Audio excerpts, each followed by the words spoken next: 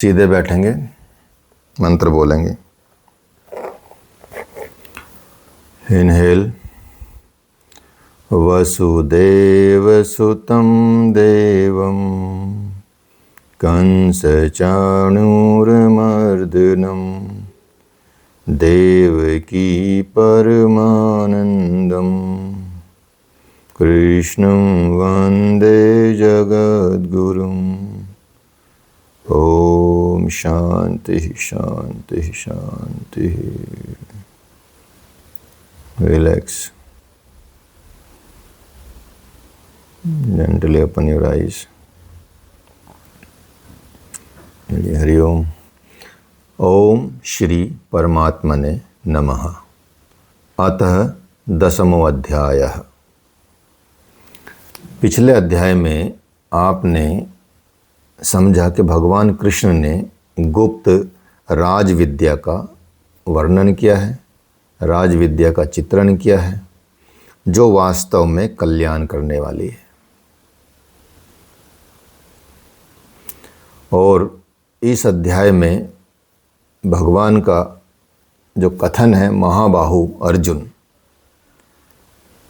भगवान ने शुरू किया कि महाबाहु अर्जुन, मेरे परम रहस्य युक्त वचन को फिर से सुन। जो अभी ज्ञान दिया उसको फिर से सुन और अच्छे से विस्तार से सुन।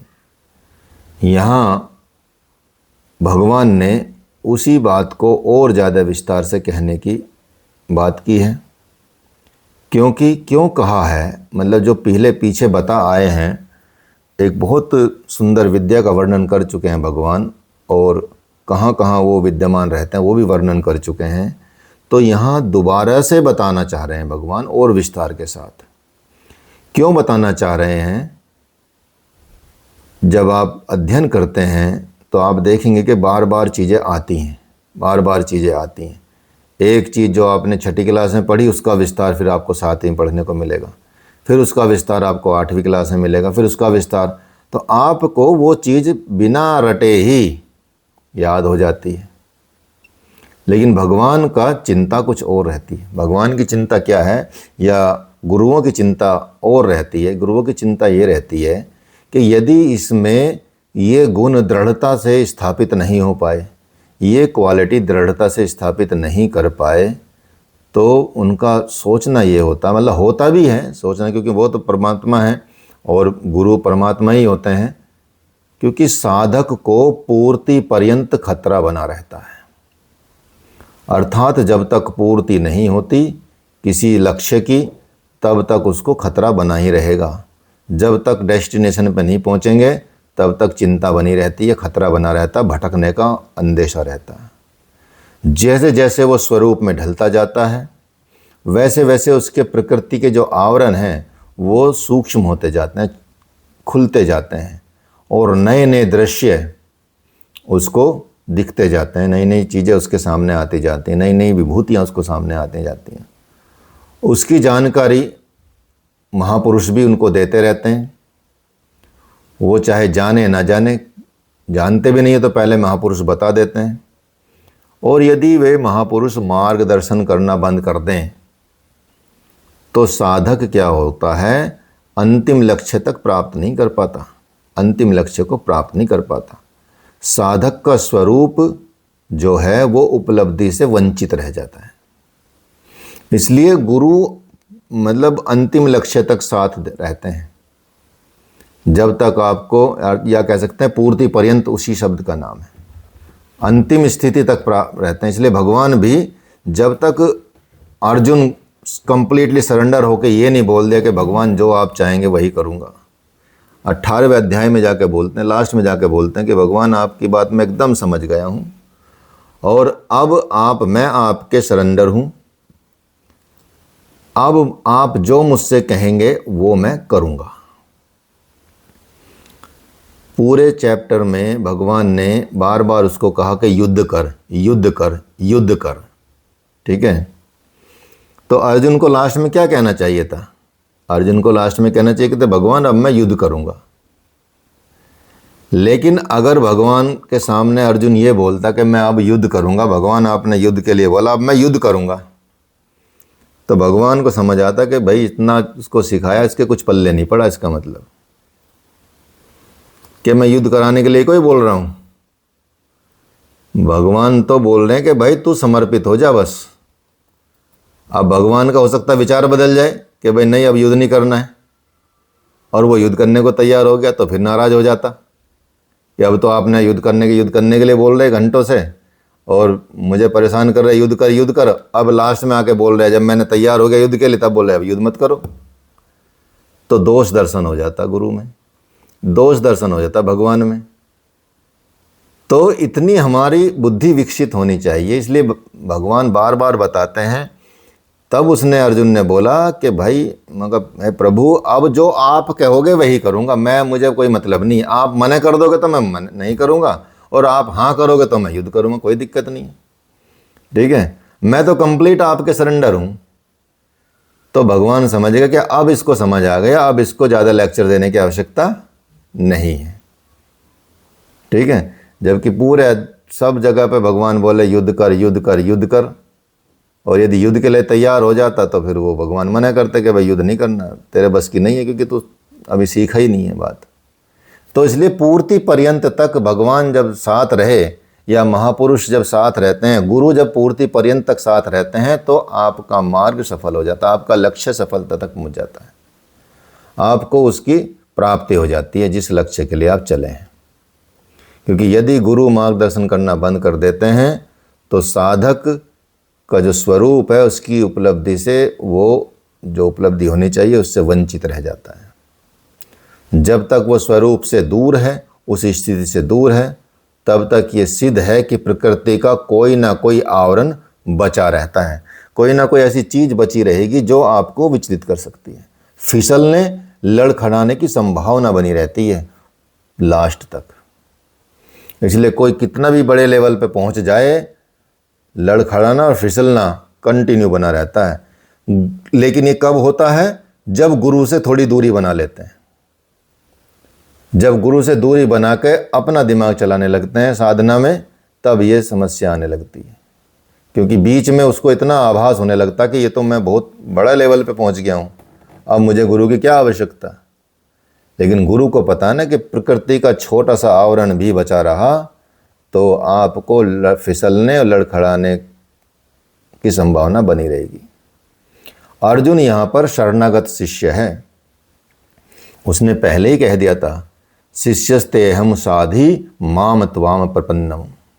हे भगवान, मैं आपका शिष्य हूँ, मैं आपकी शरण में हूँ, मुझे संभालिए, मुझे कुछ नहीं पता है, मुझे कंप्लीटली आपके सहारे जीना है, मैं आप कुछ करूँगा ही नहीं, मुझे जो आप समझाते जाओगे मैं करता जाऊँगा। इतना सरेंडर कर दिया अर्जुन ने। अर्जुन भी छोटा विद्वान था, भगवान ने बार बार उनको जो संबोधन किया है पूरी भगवत गीता में, इतने उच्च उच्च शब्दों का उन्होंने प्रयोग किया अर्जुन के लिए, भगवान ने भी। सोचिए, तो अर्जुन चाहता तो उसके दिमाग में ये आ सकता था कि मैं तो पहले से इतना बड़ा विद्वान हूँ, और कोई भगवान ने ऐसी क्रियाएं तो दिखाई नहीं उनके सामने, उनके साथ जीते रहते खेलते कूदते, कि भाई उनको विशेष दिखाया हो। भगवान तो विशेष यहाँ बने हैं जब गीता जी को दिया है। तो इसलिए उनकी हित की कामना से भगवान यहाँ पर बैठ कहते हैं, श्री भगवान उवाच भूय एव महाबाहो शृणु में परम मम वच्च यत्ते हम प्रियमानाय वक्ष्यामि हित काम्याय। हे महाबाहो अर्जुन, मेरे परम प्रभाव युक्त वचन को फिर से सुन, जो मैं बोल रहा हूँ उसको और से समझ। जो मैं तुझ अतिशय प्रेम रखने वाले के हित की इच्छा से कहूँगा। क्यों? क्योंकि तू मुझ में बहुत प्रेम रखता है, बहुत प्रेम करता है तू मुझसे, तू मेरे सरेंडर है, और प्रेम भी ऐसा कि कोई और ना कर पाए, ऐसा प्रेम रखता है। इसलिए मैं अपने मेरे लिए प्रेम रखने वालों के हित के लिए मैं बहुत कुछ कहता हूँ, बहुत कुछ उसको समझाता हूँ, और उसी इच्छा से कि तेरा हित हो, उसी इच्छा से मैं तुझे फिर से कहूँगा ये बात जो मैं पहले बताया हूँ। फिर दोबारा सुन अच्छे से, हो सकता है कि पहली बार में तुझे समझ में ना आया हो, फिर से बताता हूँ कि न मे विदुः सुरगणा प्रभवम न महर्षि है अहमार्दिहि देवानाम महर्षि नाम च सर्वशः। कि अर्जुन, मेरी जो उत्पत्ति हुई है उस उत्पत्ति को कोई नहीं जानता। ना तो देवता लोग जानते हैं, चाहे कितना भी बड़ा कोई देवता हो, मेरी उत्पत्ति के बारे में नहीं जानते। मेरी उत्पत्ति को ना तो देवता लोग जानते हैं और न ही कोई महर्षिगण जान पाया है। जो संसार में बड़े बड़े महर्षि भी रहे हैं वो भी मेरी उत्पत्ति को नहीं समझ सकते। मैं कहाँ पे कैसे जन्म लूँगा या मैं कहाँ पे कैसे आऊँगा वो मैं ही जानता हूँ। इसलिए बहुत ध्यान से सुनने वाली बात है कि मेरी उत्पत्ति को आज तक कोई ना तो देवता लोग जान पाए हैं और न महर्षिगण जान पाए हैं। भगवान ने कहा है कि जन्म कर्म च में दिव्यम। भगवान ने ये बोला कि मेरा जो जन्म है वो दिव्य है, वो अलौकिक है। मेरे कर्म अलौकिक हैं, मेरा जन्म अलौकिक है, मेरा जन्म दिव्य है। और दिव्य जन्म को इन चर्म चक्षुओं से, जो ये आपकी आँखें हैं, जो शरीर में जो आँखें लगी फिट की गई हैं, शरीर में जो फिट की गई आँखें हैं, इनसे तो तुम जान ही नहीं सकते, इनसे तो मुझे देख नहीं सकते, क्योंकि इंद्रियों का विषय मैं हुई नहीं। मैं तो इंद्रियों के विषय से परे हूँ। जब इंद्रियों का विषय हो ही नहीं तो उसको कैसे देख लेंगे? ठीक है। जैसे आज भी आप नॉर्मल फिजिकल यूज में आप यूज करते हैं। सपोज कोई फ़ोन है, ठीक है। अब कोई नया सॉफ्टवेयर आया, सपोज आपने एडोब एक्रोबेट डाउनलोड करना है। अब एडोब एक्रोबेट जो बना है वो अभी मान ला आईफोन 26 में आया, वो iOS 26 में के अकॉर्डिंग एडोब एक्रोबेट बना। उससे पहले वर्जन में नहीं चलेगा। अर्थात ये जो पहला वर्जन है वो सिर्फ उतना ही देख सकता जितना इसके लिए बना है। यही भगवान समझाने की कोशिश कर रहे हैं। हम तो साइंस में रोज यूज करते हैं। भगवान जो बता रहे हैं, भगवान ने तो बहुत पहले ही बता रखा सब चीज़ें कि भाई जो ये चर्म चक्षु हैं, जो तेरी इंद्रियां हैं, इनसे मैं देखने में नहीं आता हूँ। इसलिए मेरे उस प्रकट होने को ना तो देवता जानते हैं और न महर्षि जानते हैं। उनके स्तर तक, जो उनका स्तर है, जहाँ तक उनकी पहुँच है, वो लोग मुझको नहीं, मेरे तक नहीं पहुँच पाते। मेरा ये वो स्तर होता है कि वो ये चाहे कि मैं तप से, ध्यान से, भजन से, इनसे जब मेरी कृपा होती है तभी वो मुझे जान पाते हैं। उसके लिए मेरी कृपा की ज़रूरत होती है। तो कोई भी भगवान की प्राप्ति सिर्फ भगवान की कृपा से होती है, ठीक है। बाकी योग की प्राप्ति योग क्रिया से हो जाती है, लेकिन भगवान की प्राप्ति केवल भगवान। तो इसलिए भगवान बताते हैं कि उस प्रकट होने को देव और महर्षि स्तर तक पहुँचे हुए लोग भी नहीं जानते। मैं सब प्रकार से देवताओं और महर्षियों का भी आदि कारण हूँ, अर्थात उनकी उत्पत्ति का भी कारण मैं हूँ। तो जिसको मैंने उत्पन्न किया है वो मुझे कैसे जान जाएंगे? कभी भी पिता ये पुत्र, कभी भी पुत्र पिता की सारे चीज़ नहीं जान सकता जीवन भर। जो पिता ने जीवन जिया है और पुत्र उसको सोच ले कि भाई मैं पुत्र पिता के बारे में सब कुछ जानता हूँ, मैं तो उन्हीं के साथ रहा हूँ, बचपन से उन्होंने मुझे खिलाया है, उन्हीं से जान ही नहीं सकता, ठीक है। कुछ कुछ बता देगा ठीक है, लेकिन सब चीज़ नहीं बताएगा पापा भी, ठीक है। तभी तो उसको डांट पड़ती है बच्चे को कि अनुभव पाप को ज़्यादा है। तो कैसे जान जाएगा पिता पुत्र के बारे में जब इतनी सी चीज़ नहीं जानते? तो भगवान है। और जिनको भगवान ने उत्पन्न किया वो कैसे जान जाएंगे भगवान के बारे में? तो भगवान यही बता रहे हैं कि भाई मूर्खो, तुमको मुझे जानने के लिए तो मेरी कृपा की आवश्यकता पड़ेगी, तभी तुम जान पाओगे। हाँ, कृपा हो जाए तो फिर पूरी स्टोरी बता सकते हैं। तो यो माम जम नादिम च वेत्ति लोक महेश्वरम असमूढ़ स मर्तेश सर्व पापे प्रमुच्यते। जो मुझ जन्म मृत्यु से रहित, आदि अंत से भी रहित, जन्म मृत्यु से भी रहित और आदि अंत से भी रहित सब लोकों के जो महान ईश्वर को जो साक्षात्कार सहित विदित कर लेता है, वो पुरुष मरण धर्मा मनुष्यों में ज्ञानवान है। अर्थात अज अनादि और सर्वलोक महेश्वर को भली प्रकार जानना ही ज्ञान है। और ऐसा जानने वाला मनुष्य सारे पापों से मुक्त हो जाता है, अर्थात उसका फिर पुनर्जन्म नहीं होता, वो कभी पुनर्जन्म को प्राप्त नहीं करता, अर्थात उसकी मुक्ति हो जाती है। इसलिए उस महान ईश्वर को जानने की कोशिश करनी चाहिए। उसकी कृपा हो गई तो समझो हो गई। एक श्लोक है ना, गुरु का ही एक श्लोक है, ठीक है, ध्यान मूलम गुरुर्मूर्ति, पूजा मूलम गुरुर्पदम, मंत्र मूलम गुरुर्वाक्यम और मोक्ष मूलम गुरु कृपा। मोक्ष का तो जो मूल है वो गुरु की कृपा में है, अर्थात मोक्ष का जो मूल है, वो जो आधार है वो है गुरु की कृपा। ये ऐसे ही मोक्ष का जो मूल है वो है भगवान की कृपा। तो इसलिए भगवान बताते हैं कि बुद्धिर ज्ञान सम्मोह क्षमा सत्यम दम शम सुखम दुखम भवो भाव भावो भाव अभावो भयम चाभयमेव च। हे अर्जुन, निश्चात्मिका बुद्धि, एक आत्मक बुद्धि, निश्चय की हुई बुद्धि, एक आत्मक बुद्धि, एक निष्ठ जिसको बोलते हैं, और साक्षात्कार सहित जिसको मेरा साक्षात्कार हो जाए, वो जानकारी, लक्ष्य में विवेकपूर्ण प्रवृत्ति, जो लक्ष्य है उसमें आपकी विवेकपूर्वक प्रवृत्ति होनी चाहिए, अर्थात उसको विवेक के आधार पर कसौटी पे कसना चाहिए। ऐसे नहीं कि कुतर्क करके कुछ अविवेकपूर्ण डिसीजन ले लें, ठीक है। विवेक का मतलब होता है अच्छे और बुरे का ज्ञान होना, सच्चे और झूठे का ज्ञान होना, नित्य और अनित्य का ज्ञान होना, उसको हम विवेक कहते हैं। तो किसी भी लक्ष्य में भगवान बोलते हैं कि विवेकपूर्ण प्रवृत्ति होनी चाहिए।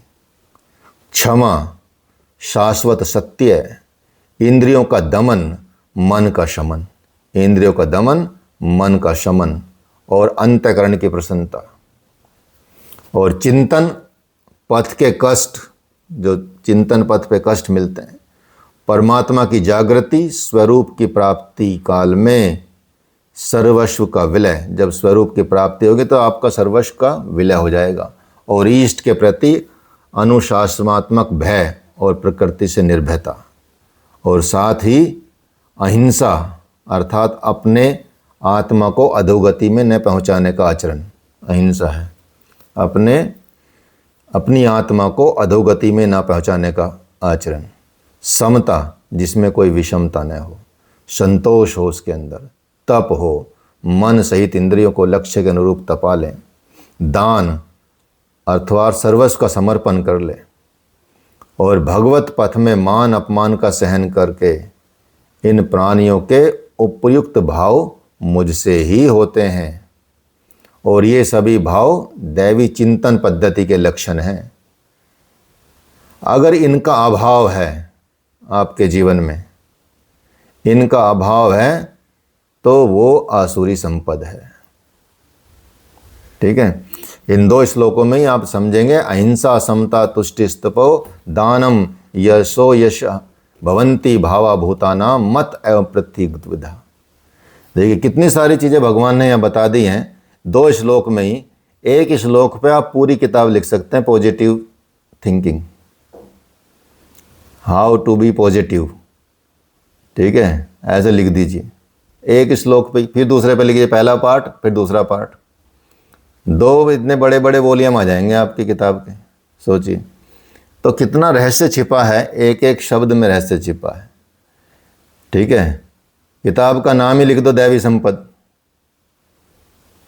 फिर उसमें गुणों का विस्तार, एक एक टॉपिक पे, एक एक पॉइंट पे एक एक चैप्टर बन जाएगा। चैप्टर भी लिख दिया भगवान ने साथ में। तो कितना खजाना खोल के रखे हुए हैं भगवान हमारे लिए, और हम भटक रहे हैं कहाँ, इधर उधर। तो बताते हैं भगवान, महर्षि है सप्त पूर्वे चत्वारो मनवस्तथा मद भावा मानसा जाता ये शाम लोक इमा प्रजा। सप्तऋषि, सप्तऋषि अर्थात योग की 7 क्रमिक भूमिकाएं। अब देखिए एक किताब ये आ गई आपके सामने, योग की 7 क्रमिक भूमिकाएं। आज तक किसी ने लिखी नहीं इस पर कोई किताब। तो भगवान बताते हैं कि सप्तऋषि, सप्तऋषि क्या है, सप्तऋषि योग की 7 क्रमिक भूमिकाएं हैं क्रम से: शुभेच्छा, सुविचारणा, तनुमानसी, सत्वापत्ति, असंशक्ति, पदार्थ भावना और तुर्यगा, जो लास्ट की स्थिति होती है। अर्थात आपको अच्छी इच्छा का आचरण करना चाहिए, सबके लिए अच्छी शुभेच्छा रखनी चाहिए, शुभेच्छा की कामना करनी चाहिए, सब शुभ शुभ रहे ऐसी कामना करनी चाहिए, अच्छे विचारों को निर्माण करना चाहिए अपने जीवन में। तनु मानसी, सूक्ष्म मन का मतलब सूक्ष्म मन वाली चीज़ों पे आपको विचार करना चाहिए, सत्व का पालन करना चाहिए, उसका निर्माण करना चाहिए। असंशक शक्ति मतलब कुछ भी आपको मतलब निर्भय होकर और साथ में जो बिना डाउट के चीज़ें आगे बढ़नी चाहिए। पदार्थ में भावना रखनी चाहिए, अर्थात छोटे छोटे तत्व को जानने की इच्छा करनी चाहिए। और जब आके आप तुर्यग स्थिति पे आप प्राप्त कर सकते हैं, तुर्यगा। इनके अनुरूप चलने वाला और अंतःकरण के चतुष्टय, अंतःकरण के चतुष्टय क्या है? मन, बुद्धि, चित्त और अहंकार। इनके अनुरूप जो मन को भगवान बताते हैं, इनके अनुरूप मन को जो मेरे में भाव वाला है, वो सब मेरे ही संकल्प अर्थात मेरी प्राप्ति के संकल्प से और जो मेरी ही प्रेरणा से होते हैं, वो एक दूसरे के पूरक हैं। मेरे संकल्प से वो सब उत्पन्न होते हैं। तो इस संसार में संपूर्ण दैवी संपद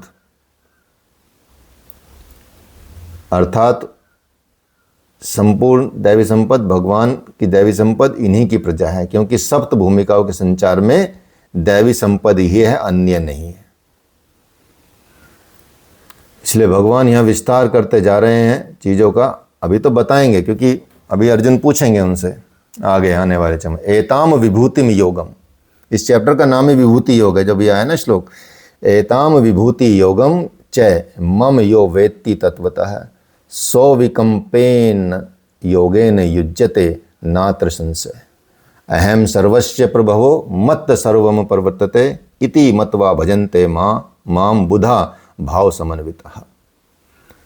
कि जो पुरुष योग की और मेरी जो मैंने विभूतियाँ बताई हैं, 9वें चैप्टर में विभूति बताई है भगवान ने कुछ, और यहाँ भी बता रहे हैं कि क्या स्तर होता है।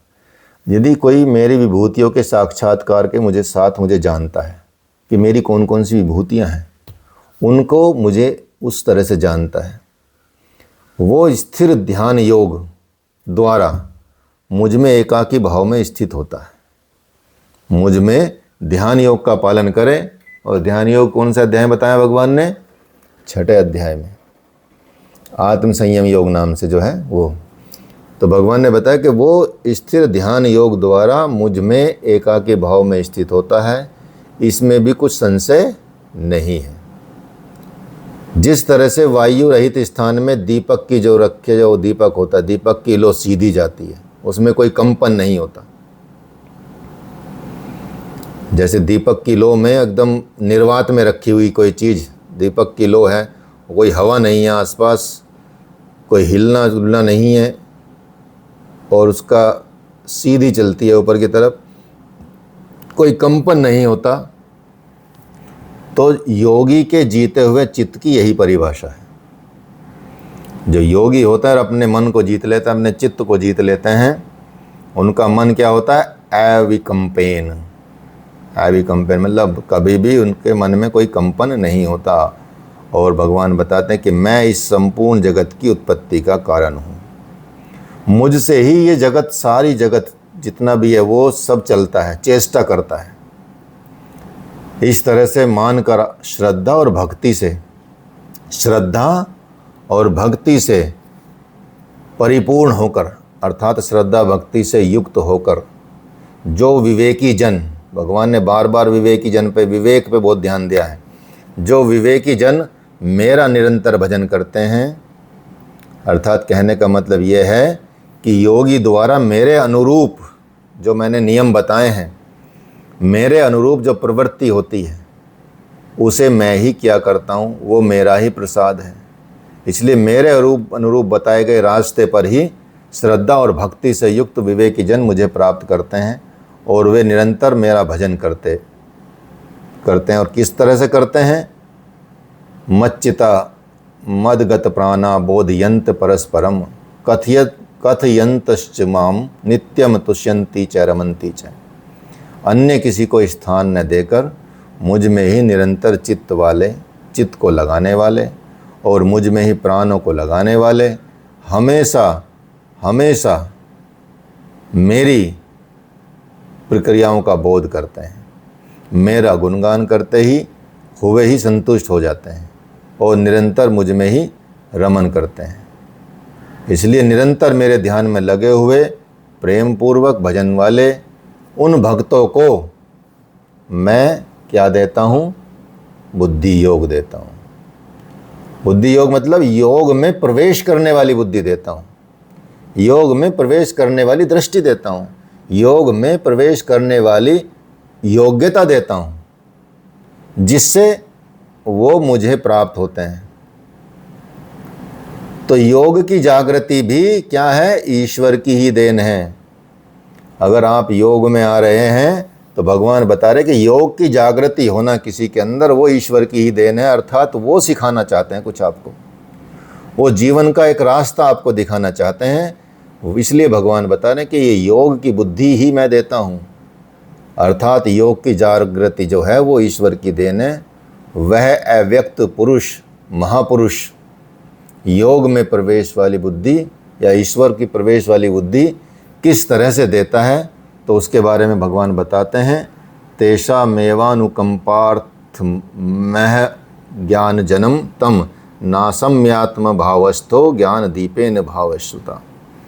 कि उनके ऊपर पूर्ण अनुग्रह करके, पूर्ण कृपा करके, पूर्णता से उनको मतलब होके कि मैं उनकी आत्मा से अभिन्न खड़ा होकर, उनकी आत्मा में रहकर, उनका रथी होकर, उनके रथ पर बैठकर, उनके जीवन रथ पर बैठकर उनको अज्ञान से दूर करता हूँ।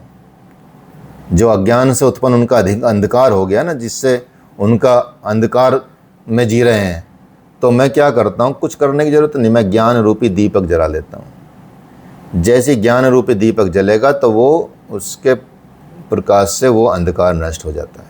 वो मैं करता हूँ। इसलिए स्थित प्रज्ञा योगी, स्थित प्रज्ञा की बात भगवान ने दूसरे अध्याय में कर आए हैं। तो बता रहे स्थित प्रज्ञा योगी, कि स्थित प्रज्ञा योगी कौन होता है, उसको आप दूसरे अध्याय में आप समझेंगे। ठीक है।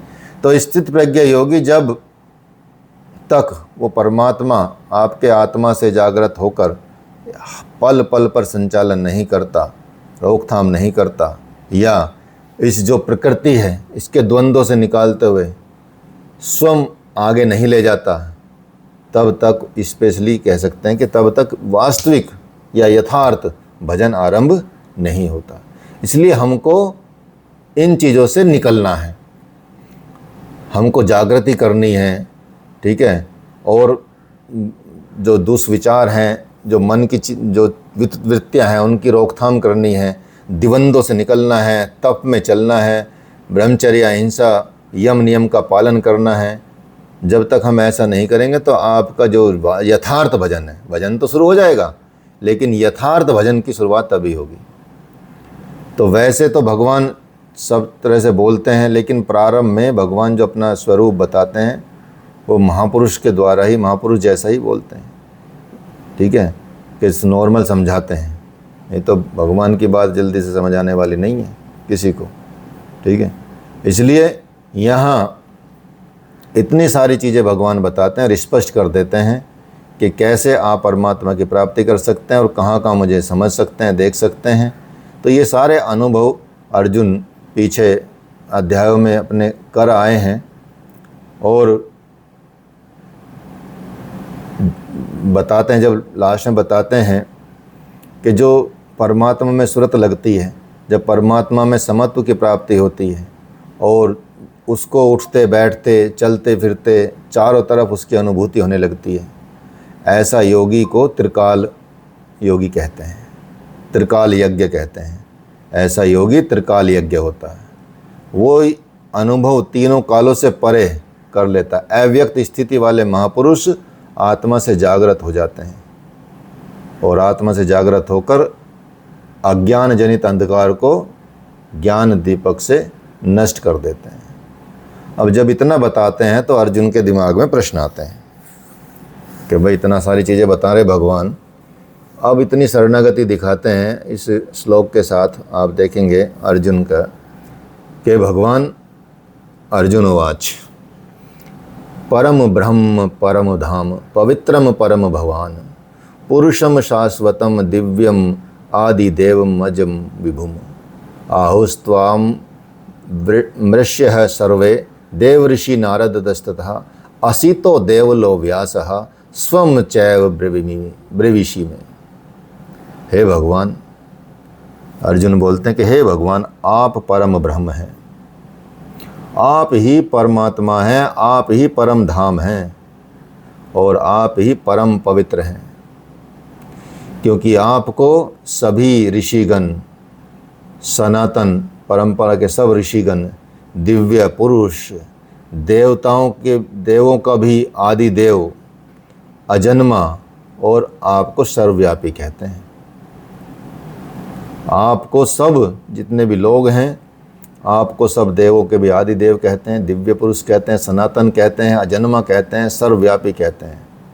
परम पुरुष, परम धाम का मतलब ही यह है कि वो दिव्य पुरुष है, वो अजन्मा है, वो सनातन है, वो पुरातन है, वो अव्यय है, वो अविनाशी है। ये सारे शब्द उसी में आते हैं, परम धाम में और परम पुरुष में। इसलिए ये देव ऋषि नारद हुए, चाहे असित हुए, चाहे देवल हुए, चाहे व्यास हुए, तथा स्वम आप भी मुझसे वही कहते हैं। जो देव ऋषि नारद ने आपके बारे में कहा, जो देव ऋषि असित ने आपके बारे में कहा, जो देव ऋषि देवल ने आपके विषय में कहा, जो देव ऋषि व्यास ने आपके विषय में कहा, सेम बात आप भी मुझसे कह रहे हैं। अर्थात पहले भूतकालीन ऋषि भी कहते हैं, अब वर्तमान में भी कह रहे हैं, जिनकी संगत उपलब्ध है, जिनको अब जो अभी उपलब्ध हैं वो भी कह रहे हैं, और जो पहले हो चुके हैं वो भी कह रहे हैं। तो इसलिए वो जो जिनके नाम लिए वो अर्जुन के जो सत्पुरुष हैं, जो ऋषि हैं, वो अर्जुन के समय के हैं। तो आप भी वही कहते हैं। इसलिए हे भगवान, सर्वमेत धृतम मन्ये यन्माम वदसी केशव न ही ते भगन व्यक्तिम विदुर्देवा न दानवा स्वमेवात्मनात्मनम वेत्थ त्वं पुरुषोत्तम भूत भावन भूतेश देव देव जगतपते। तो अर्जुन कहते हैं कि हे केशव, जो कुछ भी आप मेरे लिए कह रहे हैं उस सब को मैं क्या करता हूँ, उस सब को मैं सत्य मानता हूँ। एक एक बात आप एक सब सत्य मानता हूँ मैं। जो जो आपने मेरे लिए कहा है वो हर बात मैं सत्य मानता हूँ। आपके व्यक्तित्व को न तो देवता जानते हैं और न ही आपके व्यक्ति को दानव जानते हैं, न कोई और जानता है। आपके व्यक्तित्व कोई नहीं जान सकता। हे भूतों को उत्पन्न करने वाले, हे भूतों के ईश्वर, हे देव के देव, हे जगत के स्वामी, हे पुरुषों में उत्तम, आप स्वयं ही आपको जानते हैं। कोई और आपको नहीं जान सकता संपूर्णता से, आप ही आपको जानते हैं। और जिसकी आत्मा में जागृत होकर आप जिसको जना दें, या वो जानता है। जिसके अंदर प्रवेश करके आप उसको ये बता दें, आप उसके अंदर जागृति उत्पन्न कर दें, या तो वो जानता है या आप ही जानते हैं। इसलिए यह भी आपके द्वारा आपका जानना हुआ। तो जो वैसे भी जानता वो भी आपके द्वारा ही आपका जानना होता है। इसलिए आप ही अपनी दिव्य विभूतियों को संपूर्ण रूप से, जो आपकी दिव्य विभूतियां हैं उनको कंप्लीटली, मतलब कुछ भी छोड़ना नहीं, लेश मात्र भी शेष न रखकर कहने में सक्षम हैं। जिन विभूतियों के द्वारा आप इन सब लोकों में व्याप्त करके स्थित हैं। इसलिए हे प्रभु, हे भगवान, हे योगिन, हे कृष्ण, मैं किस प्रकार निरंतर चिंतन करता हुआ आपको जानूं। तो हे भगवान, मैं किन किन भावों से आपका स्मरण करूं, ये मुझे बता दीजिए। तो हे जनार्दन, अपनी योग शक्ति को, योग की विभूति को फिर भी आप विस्तार पूर्वक कहिए। विस्तरणेनात्मनो योगम विभूतिम च जनार्दन भूयः कथ्य तृप्तिर् शृण्वतो नास्ति में मृतम।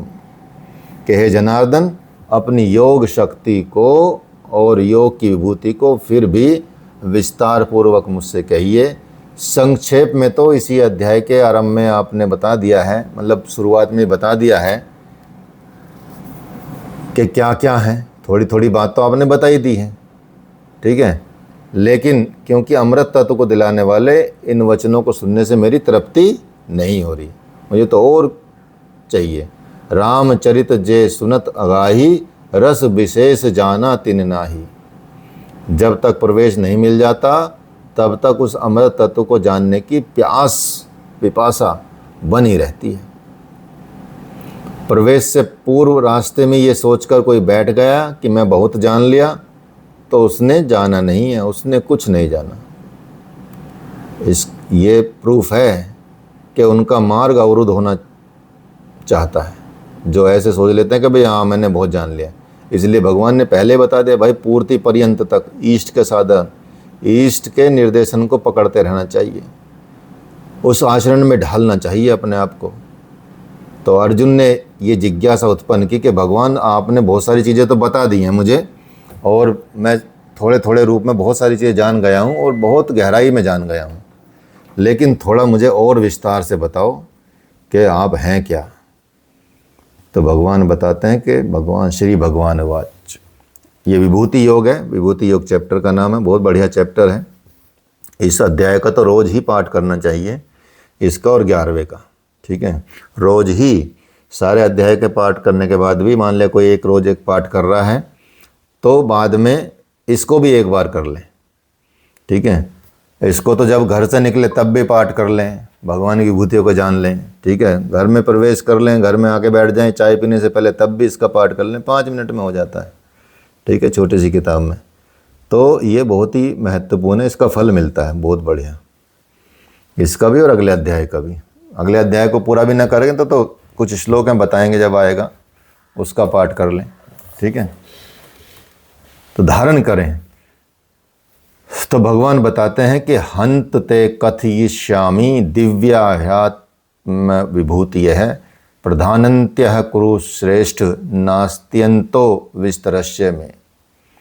हे कुरु श्रेष्ठ अर्जुन, अब मैं अपनी दिव्य विभूतियों को, उनमें से जो प्रमुख विभूति हैं, मेरी दिव्य विभूतियाँ तो बहुत हैं, उनमें से कुछ प्रमुख विभूतियों को मैं तुझसे बताऊंगा, क्योंकि मेरी विभूतियों का जो विस्तार है उसका अंत नहीं है, इसलिए मैं तुझे यहाँ सारी तो बता नहीं सकता, ठीक है, क्योंकि उसका तो कभी अंत होगा ही नहीं। जितनी भी मेरी विभूतियाँ हैं उनका जो विस्तार है उनका कोई अंत नहीं है, वो इतनी ज़्यादा हैं कि तुझे 1000 जन्म लेने पड़ेंगे सुनने के लिए, ठीक है।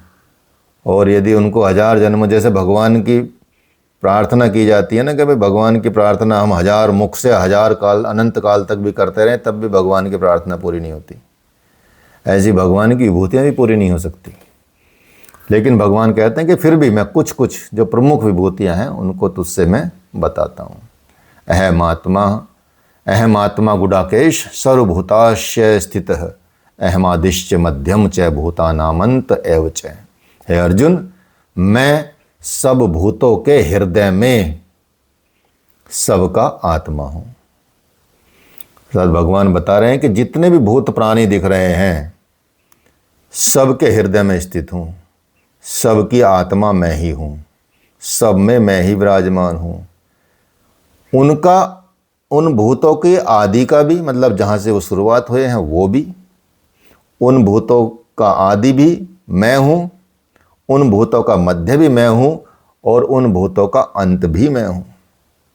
जितने भी भूत प्राणी हैं उन सब में उनकी उत्पत्ति का भी कारण मैं हूँ, उनके मध्य का भी कारण मैं हूँ और उनके अंत का भी कारण मैं ही हूँ उसमें सब में। तो भगवान कहाँ कहाँ स्थित हैं भगवान बता रहे हैं कि मेरी विभूति क्या, सुन लीजिए पहले, ठीक है, कि मैं सब भूतों के हृदय में विराजमान रहता हूँ, सबकी आत्मा मैं ही हूँ, संपूर्ण भूतों का आदि मध्य और अंत भी मैं ही हूँ। मतलब जन्म और मृत्यु और जीवन भी मैं ही हूँ, जन्म भी मैं ही हूँ, मृत्यु भी मैं ही हूँ, जीवन भी मैं ही हूँ। जन्म मतलब आदि, मृत्यु मतलब अंत और जीवन मतलब मध्य, सब मैं ही हूँ। फिर बताते हैं भगवान कि आदित्य नामाहम विष्णुर्ज्योतिर्षाम रवि अंशुमान मरीचेर मरुतामश्मि नक्षत्राणाम हम शशि।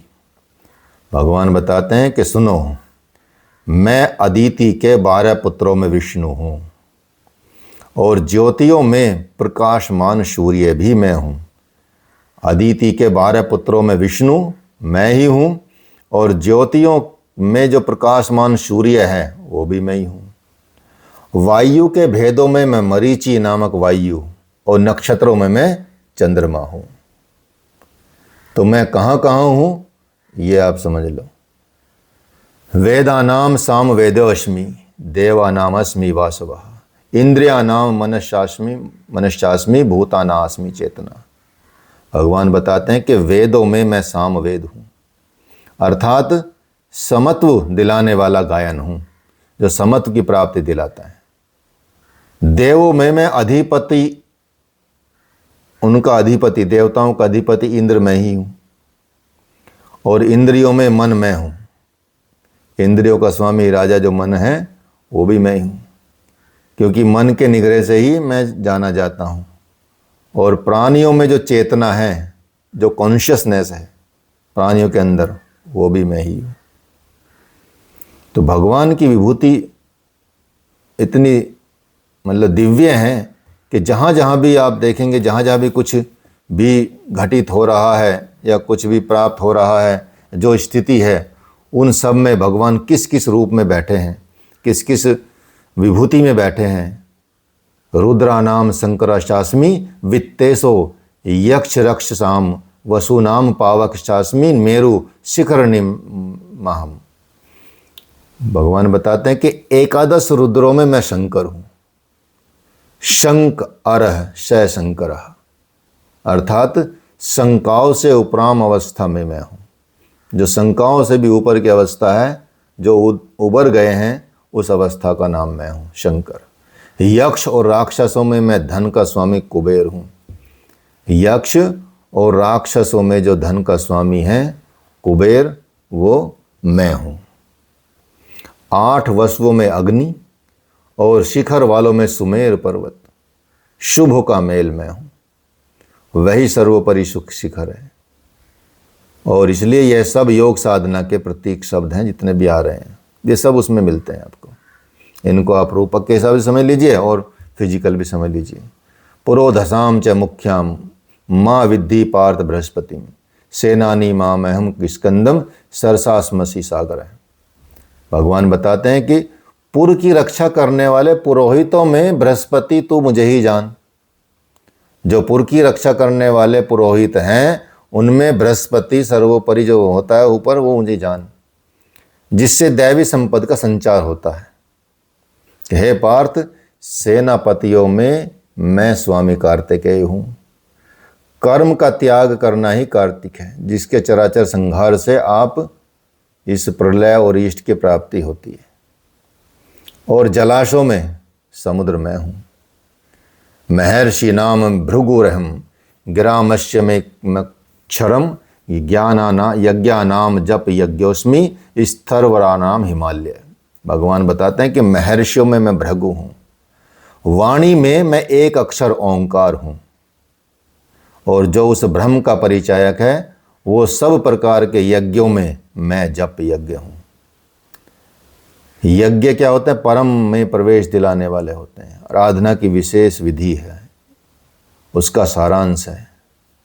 इसके स्वरूप का स्मरण और नाम का जप, ये वाणियों से परे हो जाने पर वो अजपा बन जाता है, तो उस श्रेणी में आता है। तो जप से सुरत लगती है, सुरत श्वास में चली जाती है और फिर श्वास अविरल चलती है।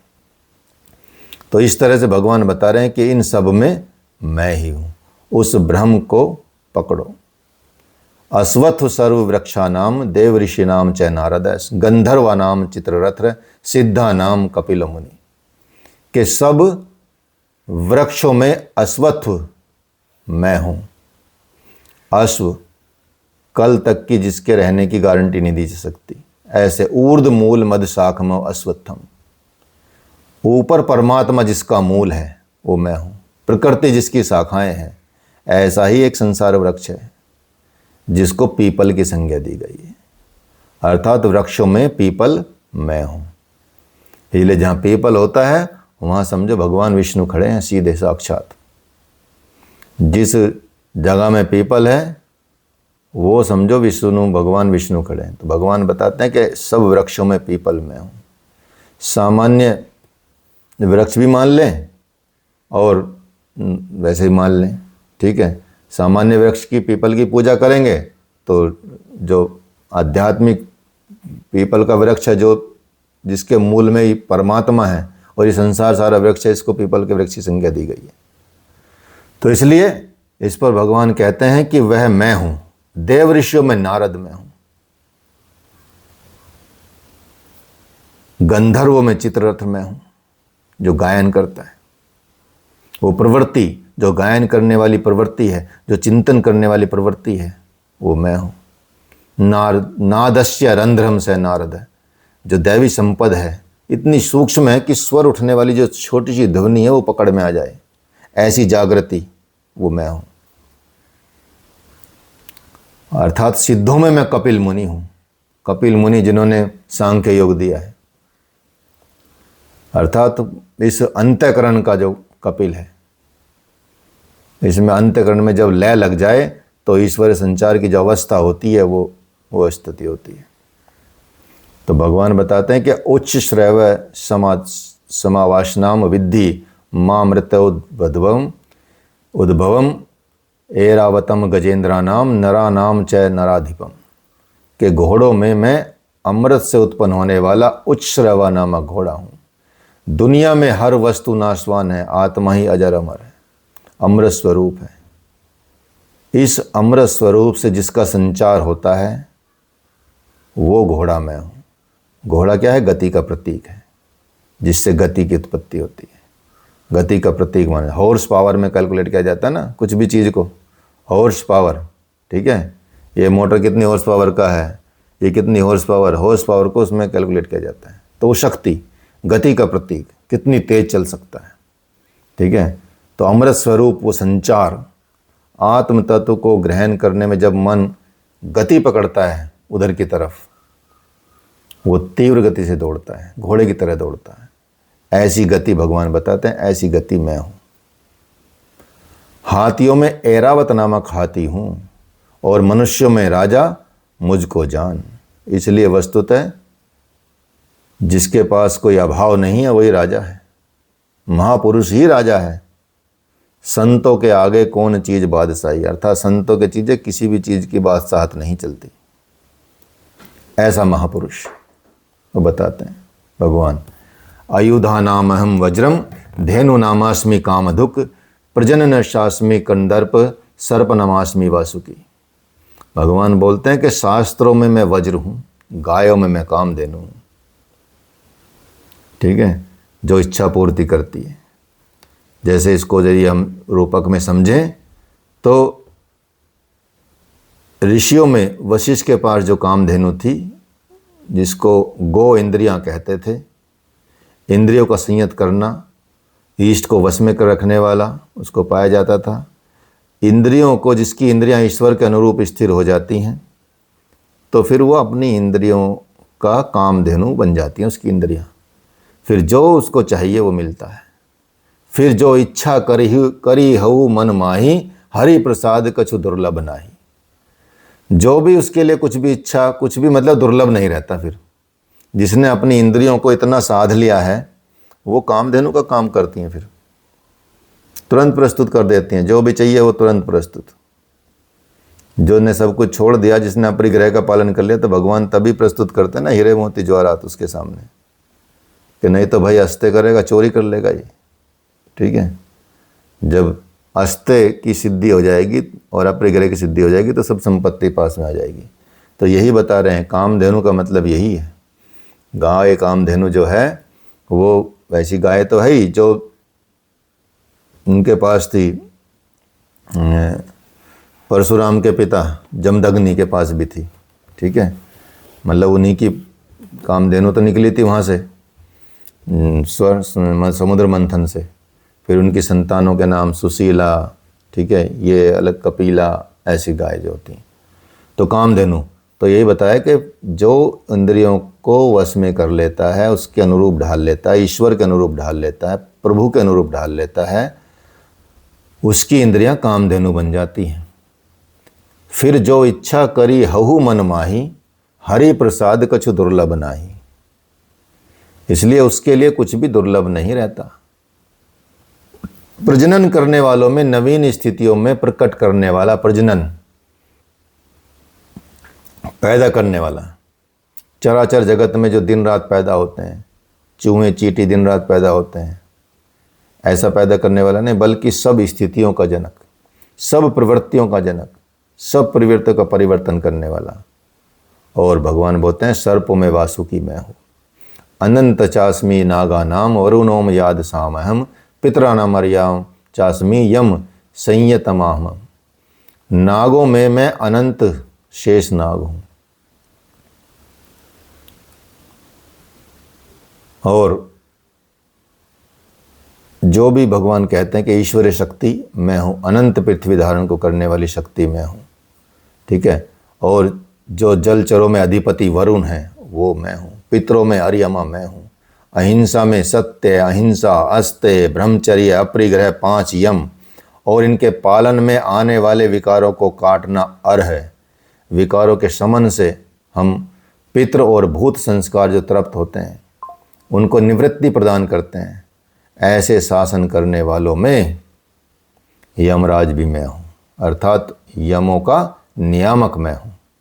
यमराज ये कहा गया, यमों का नियामक।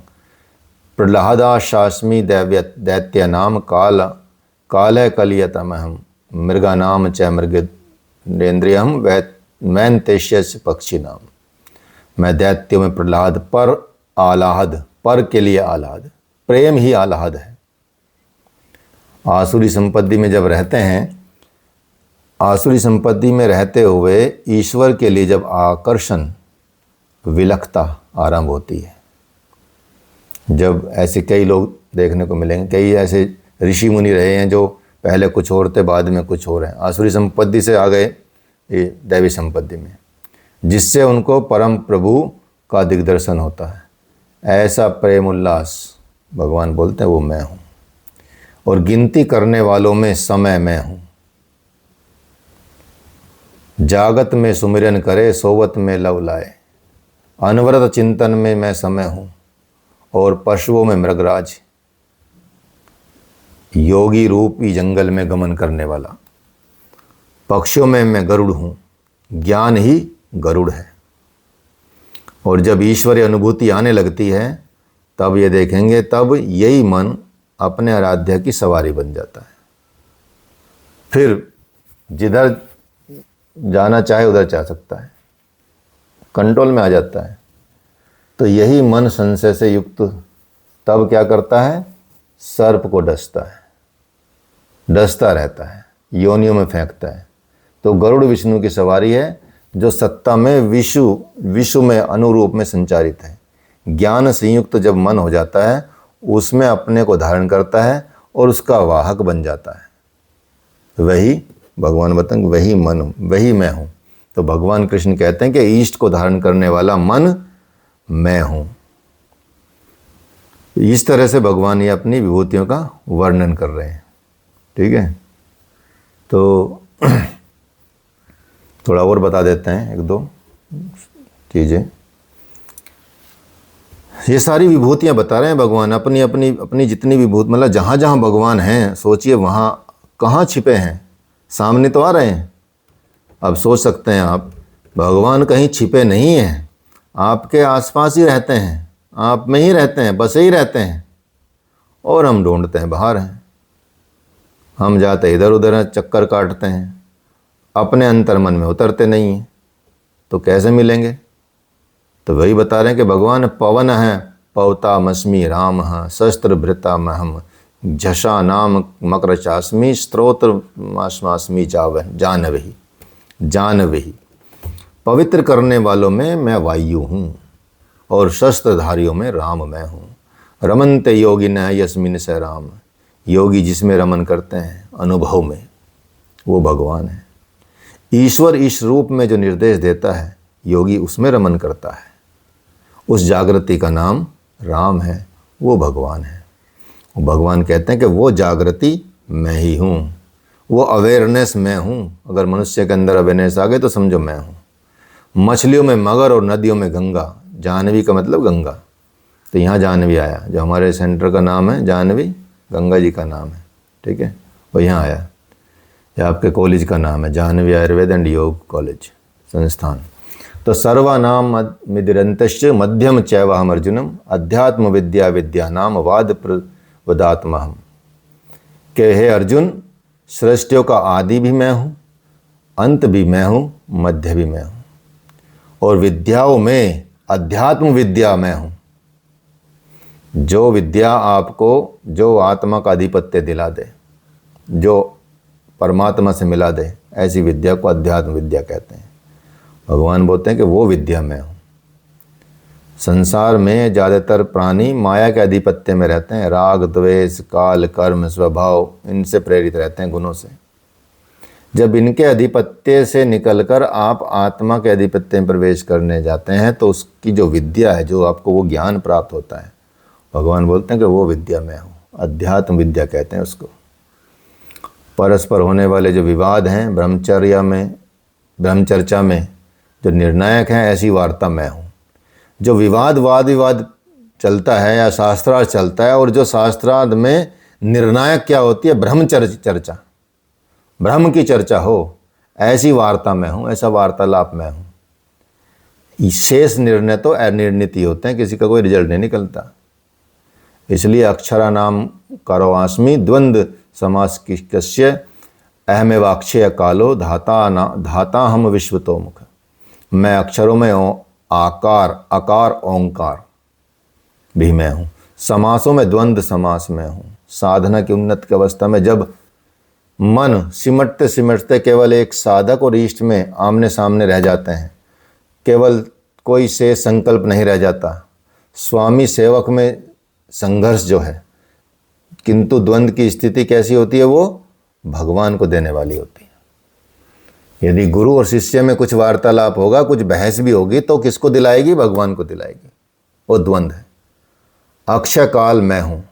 काल सदैव परिवर्तनशील होता है, लेकिन वो समय जो अक्षय है, अजर है, अमर है और परमात्मा में प्रवेश दिलाने वाला है, वो अवस्था, वो विराट स्वरूप चारों तरफ व्याप्त है, सबको धारण करने वाला है, भगवान बताते हैं वो मैं हूँ। मृत्यु सर्वहर्षस्म उद्भवश्च भविष्यताम कीर्ति शरीरवाक्च नारी नाम स्मृति मेधा धृति क्षमा। अब देखिए क्या क्या चीज़ बताने भगवान। मैं सबको नाश करने वाला मृत्यु और आगे होने वाली उत्पत्ति का कारण हूँ। स्त्रियों में जो यश होता है वो मैं हूँ। स्त्रियों में जो शक्ति होती है वो मैं हूँ। स्त्रियों में जो वाक्पटुता होती है वो मैं हूँ। स्मृति होती है वो मैं हूँ। मेधा या बुद्धि शक्ति होती है वो मैं हूँ। धैर्य जो होता है स्त्रियों में वो मैं हूँ, और क्षमा जो होती है स्त्रियों में वो मैं हूँ। तो भगवान कितने उच्च लेवल पे भगवान ने स्त्रियों को बैठाया है। कहाँ वर्णन किया कि क्या क्या है जो स्त्रियों के अंदर पाया जाता है, वो मैं ही तो हूँ।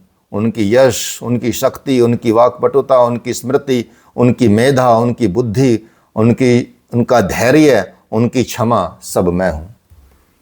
वो है भगवान। ठीक है, तो भगवान कहते हैं द्वामिवो पुरुषो लोके क्षरक्षरा चय, कि पुरुष दो ही प्रकार के होते हैं, क्षर और अक्षर। संपूर्ण भूत आदियों की उत्पत्ति या तो विनाश वाले शरीर से है, क्षर हैं, वो सहज पुरुष हैं। वो नर मादा पुरुष या स्त्री कुछ भी कहलाएं, उससे मतलब नहीं है। भगवान कृष्ण के शब्दों में सब पुरुष ही हैं। दूसरा पुरुष है अक्षर पुरुष, जो कूटस्थ चित्त के स्थिर काल में देखने में आते हैं। यही कारण है। तो योग पथ में स्त्री पुरुष सभी समान हैं, उसको वो सब महापुरुष होते आए हैं। ऐसा कोई भेद नहीं है। यहाँ पुरुष का कहने का मतलब, जहाँ जहाँ भी पुरुष शब्द आया है, उस पुरुष का मतलब मेल ना समझा जाए। उस पुरुष का मतलब कोई भी समझा जाए जो भी उस दिशा में चल रहा है, अर्थात जो मनुष्य है, प्राणी, मनुष्य प्राणी जो है उसको, वो कोई भी हो सकता है। तो यहाँ जो गुण बताए हैं स्त्रियों के, स्मृति, शक्ति, बुद्धि, स्त्रियों के गुण बताए हैं, तो ऐसा नहीं कि इनकी आवश्यकता पुरुषों के लिए नहीं है। ऐसा कौन पुरुष है जो श्रीमान, कीर्ति, वक्ता, स्मरण शक्ति संपन्न, मेधावी, धैर्यवान और क्षमावान नहीं बनना चाहता? तो बौद्धिक स्तर पर जो कमज़ोर लोग होते हैं उनके गुणों का विकास करने के लिए माता पिता उनकी पढ़ाई के अतिरिक्त और व्यवस्था करते हैं। और यहाँ कहते हैं कि ये लक्षण केवल स्त्रियों में पाए जाते हैं, ये गुण अर्जुन में भी हैं, सब में हैं। जबकि अर्जुन नर हैं तो युद्ध के आरंभ में ही वो पीछे हट गए। भले शस्त्रधारी कौरव मुझे मार डालें, गोविंद मैं युद्ध नहीं करूँगा, ऐसा बोला। भगवान ने कहा, अर्जुन यदि तुम इस धर्म युद्ध को नहीं करोगे तो स्वधर्म, कीर्ति और यश को खोकर पाप को प्राप्त होगे। वैरी लोग तुम्हारी अपकीर्ति और दीर्घ काल तक करेंगे, गायन करेंगे। इसलिए जो सम्मान्य पुरुष होते हैं उनके लिए अपकीर्ति मृत्यु से बढ़कर होती है। यहाँ पुरुष के लिए भी कीर्ति शब्द आवश्यक बताया गया है। तो भगवत गीता के समापन पर संजय ने निर्णय दिया कि योगेश्वर श्री कृष्ण हैं। जहाँ पर लास्ट में बताते हैं संजय, विजय का तो कोई मतलब वो नहीं हुआ था निर्णय, लेकिन वो बता देते हैं कि जहाँ भगवान कृष्ण हैं, योगेश्वर कृष्ण हैं, जहाँ धनुर्धारी पार्थ हैं, अर्जुन हैं, वहीं श्री होगी, वहीं विजय होगी, वहीं विभूति होगी। वो यही अचल नीति है। अर्थात जिनके पास भगवान है, जिसके पास श्री है, मतलब जिसके पास धनुर्धर पार्थ हैं, ऐसे वहीं विजय होती है और वही विजय है, वही श्री है, वही विभूति है, वो अचल। ऐसा मेरा मत है। कीर्ति, श्री, विभूति ये गुण तो नारियों के हैं।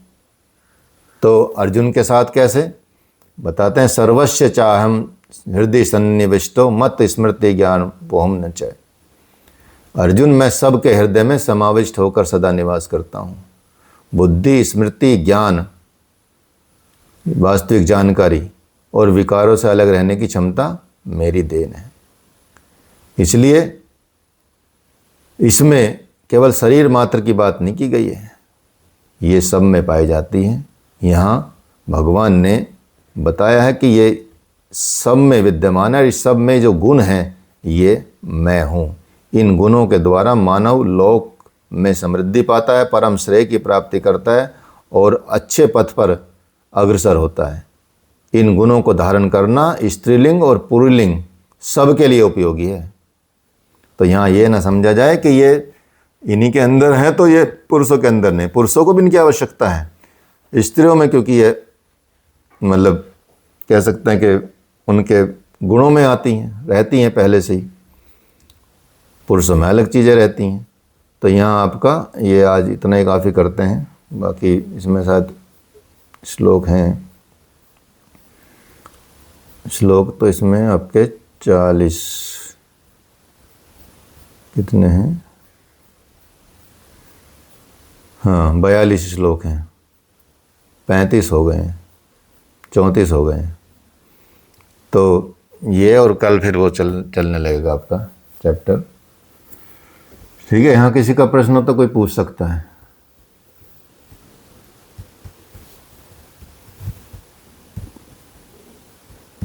विभूति योग,